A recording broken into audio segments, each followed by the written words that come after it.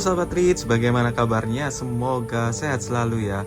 Indonesia kalah 0-4 dari Jepang. Nah, ini sangat disayangkan ya Sobat Rich ya. Tapi memang mau gimana lagi, levelnya juga sudah bisa dibilang Jepang di atas Indonesia ya Sobat Rich ya.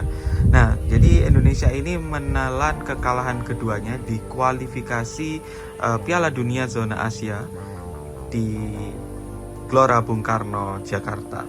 Nah, dengan kekalahan Indonesia atas Jepang ini, maka posisi Indonesia saat ini berada di juru kunci dengan meraih 3 poin, tertinggal dari negara-negara lain di grup ini ya. Jadi gol-gol kemenangan timnas Jepang ini berhasil dicetak oleh gol bunuh diri dari Justin Hubner dan juga gol dari Takumi Minamino.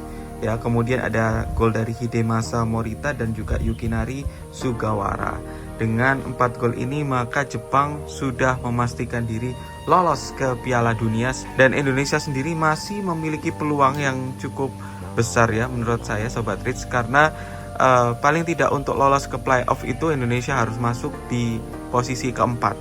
Nah, saat ini Indonesia di posisi ke-6, namun poinnya tidak terlalu jauh berbeda dengan Bahrain, Cina, kemudian Australia dan juga Arab Saudi. Bahkan untuk peringkat kedua saja ini poinnya adalah di 6, sedangkan Indonesia di poin ketiga. Maka cukup untuk Indonesia menang sekali ini sudah merangsek di posisi 2 sebenarnya. Tapi ya juga harus melihat pertandingan-pertandingan lain ya Sobat Rich ya.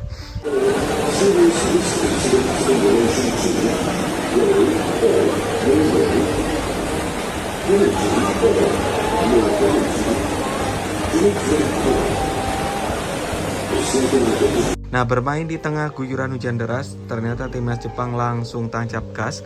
Mereka bahkan mendominasi penguasaan bola dan juga membombardir pertahanan Indonesia. Dan timnas Indonesia justru membuat peluang berbahaya ya di laga pertama di laga ini melalui serangan balik dari Ragnar Oratmangun yang berhasil berhadapan 1 lawan 1 dengan Zion Suzuki. Namun tembakannya masih bisa ditepis kiper Jepang tersebut. Nah, setelah itu timnas Indonesia semakin percaya diri untuk terus menyerang dan beberapa kombinasi serangan dilakukan. Namun sayangnya gagal dikonversi menjadi gol.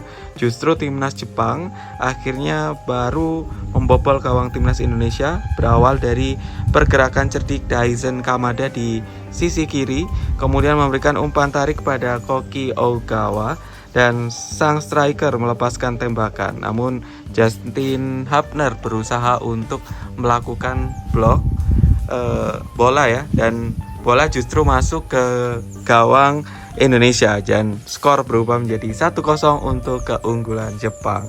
Nah, gol tersebut membuat Jepang akhirnya semakin percaya diri. 5 menit berselang kembali tersusul dengan gol kedua. The Samurai Blues berhasil menggandakan kedudukan setelah umpan pendek Kaori Mitoma diselesaikan dengan apik oleh Takumi Minamino menjadi gol. Akhirnya Jepang unggul 2-0 dan di injury time babak pertama, timnas Indonesia juga nyaris memperkecil keunggulan melalui tembakan Yakob Sayuri. Namun berhasil diblok barisan pertahanan Jepang dan skor 2-0 menutup jalannya pertandingan babak pertama. Nah, memasuki babak kedua, timnas Indonesia ini mencoba mengambil inisiatif serangan. Namun apesnya skuad Garuda justru kembali kebobolan. Jadi berawal dari kesalahan Martin Paes saat memberikan umpan bola dan diterima oleh Hidemasa Morita. Dan akhirnya sang gelandang melepaskan tembakan mendatar yang salah diantisipasi oleh Jai Izes, sehingga bola masuk ke gawang Indonesia dan tim Jepang unggul 3-0. Meski tertinggal 3-0, timnas Indonesia tetap berusaha menyerang dan tidak menyerah begitu saja. Jadi anak asuhan Sintayong ini mencoba tampil lebih agresif untuk memperkecil kedudukan.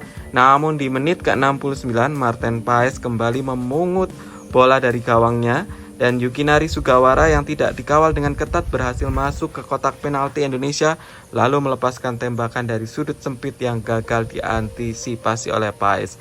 Akhirnya Jepang unggul 4-0 atas skuad Garuda.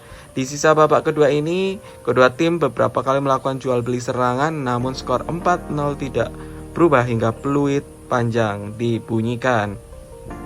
Nah, yang menjadi banyak perbincangan di netizen Indonesia adalah dicoretnya Eliano, di mana Eliano ini sudah 2 kali dicoret ya. Jadi yang ketika Indonesia melawan China, Eliano dicoret dengan berita jika dia cedera.